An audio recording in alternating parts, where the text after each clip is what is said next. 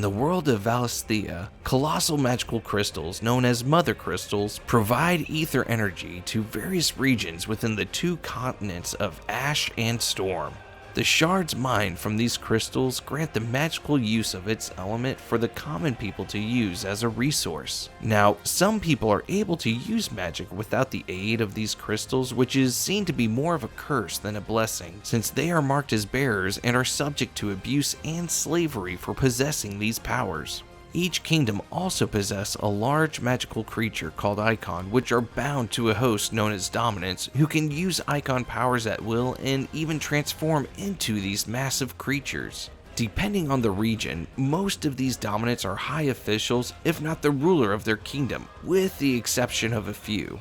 Our story starts with Clive, the eldest son of the Rosaria's ruling family, who suffers the same fate as bearers from his mother, the Duchess Annabella, since his younger brother Joshua was able to embrace the Icon Phoenix and become its dominant. During the ceremony to awaken Joshua's powers, the Duchess Annabella betrays her kingdom of Rosaria by allowing the Sanbreque kingdom to infiltrate the ceremony and massacre practically everyone there. When Joshua witnesses his father's death, he awakens the power of the Phoenix to take revenge. Within the shadows, Ifrit's dominant is also present at the massacre, and the Icon is awakened as well. A battle between the Colossus is underway, yet sadly ends with the Phoenix being ripped to shreds. Clive miraculously survived the night, however, his mother has him enslaved to the Sanbreque military. As the story progresses, you must break free from your bearer's mark and uncover the secrets from your past, which holds the answers to your brother's demise. The battle system is an action RPG, which can be quite punishing if you aren't adept to games that require you to memorize enemy attack patterns as well as having a decent reaction time.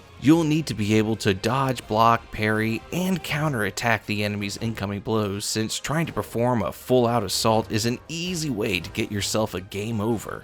Not only that, but certain fights will have cinematic QTEs, so don't drop your guard just yet during these cinematic interludes in an intense boss fight. There are also a plethora of side quests to do in order to unlock features like blacksmithing and chocobo riding, as well as hunts to complete to gather specific materials for creating better equipment.